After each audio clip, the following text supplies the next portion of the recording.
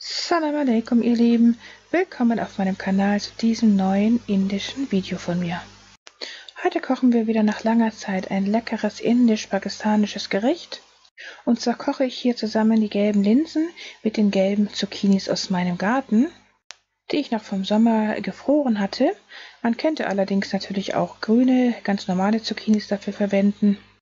Aber ich finde halt, die gelben Zucchinis passen besonders gut zu diesen gelben Linsen, weil sie eben die gleiche Farbe haben. Ja, und dies ist ein sehr schmackhaftes, vegetarisches, relativ gesundes Gericht. Denn Linsen verfügen über einen hohen Eiweiß- und Ballaststoffanteil und sie sind reich an sekundären Pflanzenstoffen. Zudem enthalten sie auffallend hohe Mengen an Kalium, Magnesium, Eisen und Zink.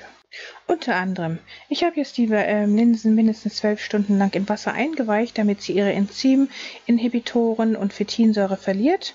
Und jetzt fangen wir an, die Linsen zuzubereiten, und dazu geben wir etwas Kokosfett in eine Schüssel. Ich versuche jetzt seit neuestem immer auf diese normalen Speiseöle beim Kochen zu verzichten und stattdessen mit Kokosöl zu kochen. Das ist einfach sehr viel gesünder, denn diese raffinierten Speiseöle sind zum Teil wirklich gesundheitsgefährdend für uns. Das dazu. Wir braten jetzt eine klein gehackte Zwiebel an, bis sie glasig wird, und dann geben wir Knoblauch und Ingwer hinzu, den wir hier jetzt auch gerieben haben. Etwa 3 bis 4 Knoblauchzehen und ein 4 cm großes Ingwerstück. Das braten wir jetzt zusammen mit den Zwiebeln so lange an, bis es anfängt braun zu werden, wie hier. Und dann geben wir schnell etwas Wasser hinzu, damit nichts anbrennt. Wenn möglich, sollte man auch beim Kochen das destillierte Wasser benutzen, falls man ein Destilliergerät schon hat zu Hause. Jetzt kommen die Gewürze hinzu. Wir nehmen hier Koriander selbst gemahlen, Kurkuma, Pfeffer, Kreuzkümmel, Garam Masala selbst gemahlen und Chili nach Geschmack. Möglich sollte man die Gewürze alle selbst mahlen, die geben ein viel besseres Aroma ab. Wir braten das Ganze kurz an, damit sie ihr Aroma entfalten können, und dann geben wir schon hier von dieser Natursalzsohle hinzu, anstelle des Natursalzes. Wer die nicht hat, kann natürlich trotzdem dann das Natursalz verwenden nach Geschmack. Und dann geben wir 125 Gramm passierte Tomaten hinzu, um die Gewürze damit abzulöschen. Und dann kommen auch bald schon die gewaschenen, vorher wie gesagt 12 Stunden eingeweichten gelben Linsen hinzu. Wir rühren alles um, braten das kurz an und geben dann 1 bis 2 Becher Wasser hinzu. In dem Fall wieder das destillierte Wasser, wenn möglich. Allerdings muss man dabei beachten, dass wenn man sie jetzt so lange eingeweicht hat wie ich, braucht man gar nicht so viel Wasser hinzugeben, denn die Zucchinis lassen nachher auch nochmal Wasser, und dann müsste man nur wieder aufwendig das ganze Wasser einreduzieren lassen hinterher, und deshalb sollte man gleich von Anfang an gar nicht so viel Wasser hinzugeben. Jetzt geben wir noch dieses Methi hinzu. Das ist ein getrocknetes Spinatgewürz, also Boxhornklee auch genannt. Das gibt dem Gericht ein ganz, ganz leckeres Aroma und Geschmack, Mashallah.